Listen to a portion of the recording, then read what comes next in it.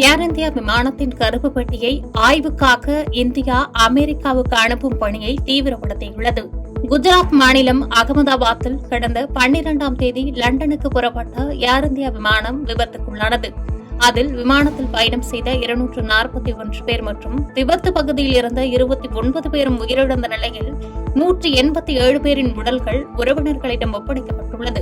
இந்நிலையில் ஏர் இந்தியா விமான விபத்து குறித்து மேலும் விசாரணை நடத்துவதற்காக இந்திய அதிகாரிகள் விபத்துக்குள்ளான விமானத்தின் சேதமடைந்த கருப்பு பெட்டியை அமெரிக்க தேசிய பாதுகாப்பு போக்குவரத்து வாரியத்திற்கு அனுப்ப உள்ளனர். பெட்டிக்கு வெளிப்புறத்தில் ஏற்பட்ட சேதத்தால் டிஜிட்டல் ரெக்கார்டிங் தரவை மீட்டெடுப்பது சாத்தியமில்லை என்று இந்திய நிபுணர்கள் தெரிவித்ததால் அதிநவீன தொழில்நுட்பத்தை பயன்படுத்தி தரவுகளை பெற அமெரிக்காவிற்கு இந்தியா அனுப்ப உள்ளது.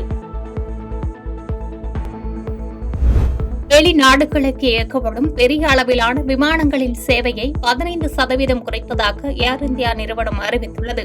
அகமதாபாத்தில் ஏர் இந்தியாவின் போயிங் 787-8 ட்ரீம்லைனர் விமானம் விபத்துக்குள்ளானதைத் தொடர்ந்து ஏர் இந்தியா நிறுவனம் இந்த முடிவை எடுத்துள்ளதாக கூறப்படுகிறது. இதுகுறித்து ஏர் இந்தியா நிறுவனம் வெளியிட்டுள்ள அறிக்கையில் 33 போயிங் விமானங்களின் மேம்படுத்தப்பட்ட பாதுகாப்பு சோதனைகளை விமான போக்குவரத்து ஆணையம் மேற்கொண்டு வருகிறது.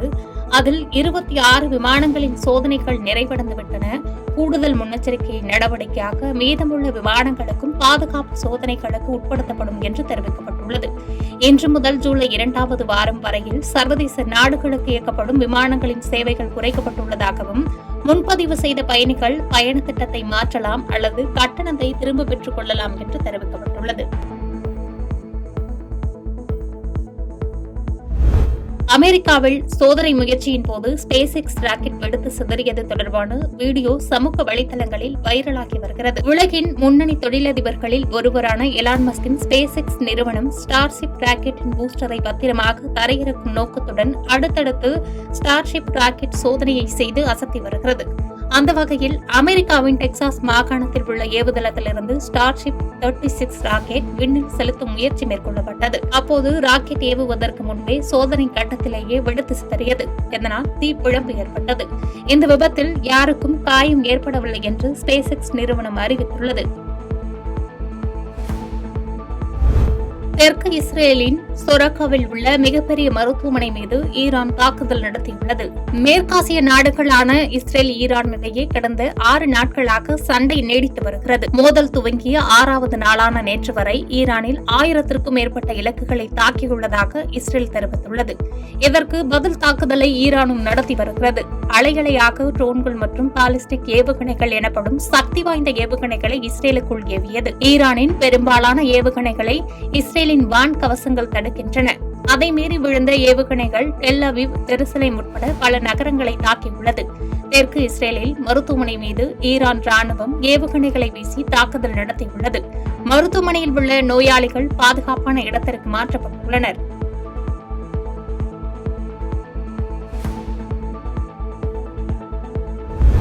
ரஷ்ய தாக்குதலில் 28 பேர் உயிரிழந்ததைத் தொடர்ந்து இந்த ஆண்டு கீவ் நகரில் ரஷ்யா நடத்திய மிக மோசமான தாக்குதல் இது என்று கூறப்படுகிறது. உக்ரைன் தலைநகர் கீவில் ரஷ்யா நடத்திய ஏவுகணை தாக்குதலில் சேதமடைந்த 5 மாடி கட்டடத்திலிருந்து மேலும் சில உடல்கள் மீட்கப்பட்டதைத் தொடர்ந்து இந்த தாக்குதலில் உயிரிழந்தவர்களின் எண்ணிக்கை 28ஆக அதிகரித்துள்ளது. அந்த கட்டடத்தில் ரஷ்யாவின் ஏவுகணை நேரடியாக பாய்ந்து வெடித்ததாகவும் கட்டட இடிபாடுகளில் இருந்து இதுவரை 23 உடல்கள் மீட்கப்பட்டதாகவும் அதிகாரிகள் தெரிவித்தனர். இது தவிர ரஷ்யா நடத்திய தாக்குதலில் நகரின் பிற பகுதிகளில் மேலும் 5 பேர் உயிரிழந்ததாக தகவல் வெளியாகியுள்ளது.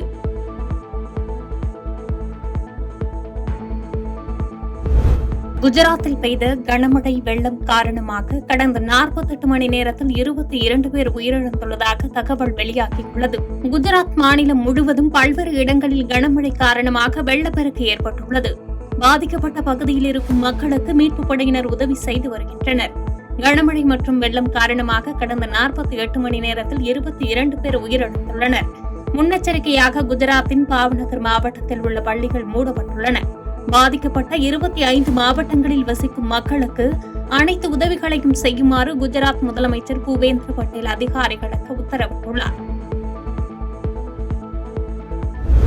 மகாராஷ்டிரா மாநிலம் புனேவில் கார் டெம்போ மோதி விபத்து ஏற்பட்டதில் 8 பேர் உயிரிழந்தனர். மகாராஷ்டிரா மாநிலம் புனேவில் ஸ்ரீராம் தாபா என்ற பகுதிக்கு அருகே காரும் டெம்போவும் மோதி விபத்து ஏற்பட்டது. இந்த விபத்தில் 8 பேர் சம்பவ இடத்திலேயே உயிரிழந்தனர். மேலும் 5 பேர் படுகாயமடைந்தனர். இதில் சிலரது நிலைமை கவலைக்கிடமாக உள்ளது. இதனால் உயிரிழப்பு எண்ணிக்கை அதிகரிக்கும் என்று அஞ்சப்படுகிறது. சம்பவ இடத்திற்கு விரைந்த போலீசார் உள்ளூர் மக்கள் உதவியுடன் நீண்ட நேரம் போராடி மீட்பு பணி மேற்கொண்டனர். தூக்க கலக்கத்தில் ஓட்டுநர் இருந்ததால் விபத்து நேரிட்டதாக கூறப்படும் நிலையில் விபத்து குறித்து போலீசார் விசாரித்து வருகின்றனர். ஜனநாயகத்தில் பயங்கரவாதம் விரோதமானது. தீர்வு காண பேச்சுவார்த்தை மற்றும் ராஜதந்திரம் மட்டுமே ஒரே வழி என்று குரேஷியா சென்றுள்ள பிரதமர் மோடி அங்கு உரையாற்றினார். 3 நாள் அரசுமுறை பயணத்தின் இறுதிக்கட்டமாக ஐரோப்பிய நாடான குரேஷியாவுக்கு பிரதமர் நரேந்திர மோடி நேற்று சென்றடைந்தார். குரேஷியா பிரதமர் பிளவுட்கோவிக்கை பிரதமர் மோடி சந்தித்து பேசினார். குரேஷியா அதிபர் ஜோரன் மிலனோவிக்கை மோடி சந்தித்து பேசினார். அப்போது இரு நாட்டு தலைவர்களும் பல்வேறு விஷயங்கள் குறித்து ஆலோசனை நடத்தினர்.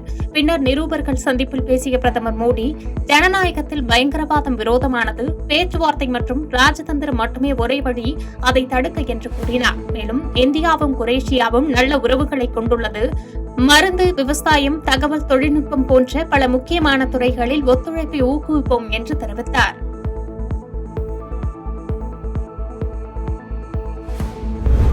இஸ்ரேல் ஈரான் போர் தீவிரமடைந்ததை அடுத்து அங்கு சிக்கி தவித்த 110 இந்திய மாணவர்கள் பத்திரமாக மீட்கப்பட்டனர்.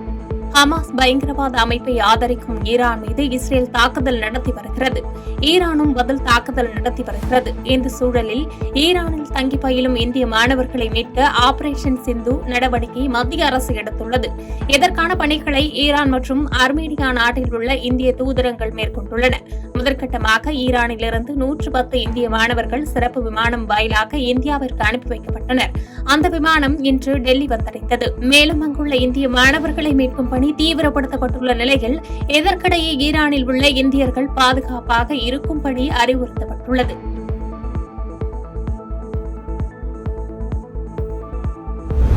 இஸ்ரேல் மற்றும் ஈரான் இடையிலான போரை முடிவுக்கு கொண்டுவர மத்தியஸ்தம் செய்ய தயாராக இருப்பதாக ரஷ்ய அதிபர் புதின் தெரிவித்துள்ளார்.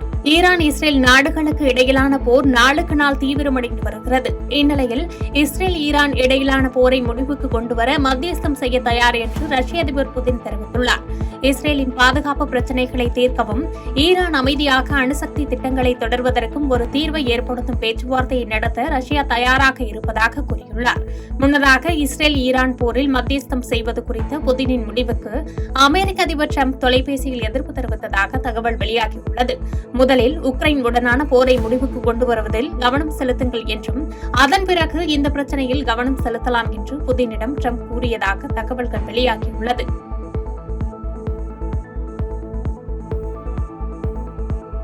செய்திகளை உடனுக்குடன் தெரிந்து கொள்ள கீழ்கண்ட கேபிள் மற்றும் டிடிஎச் நெட்வொர்க்குகளில் எம்நாடு செய்தி தொலைக்காட்சியை காணுங்கள். பாதகம் செய்பவரை கண்டால் நாம் பயம் கொள்ளலாகாது பாப்பா. மோதி மிதித்துவிடு பாப்பா, அவர் முகத்தில் உமிழ்ந்துவிடு பாப்பா. அண்மை செய்திகளை உடனுக்குடன் தெரிந்து கொள்ள இணைந்திருங்கள் எம்நாடு தொலைக்காட்சியுடன்.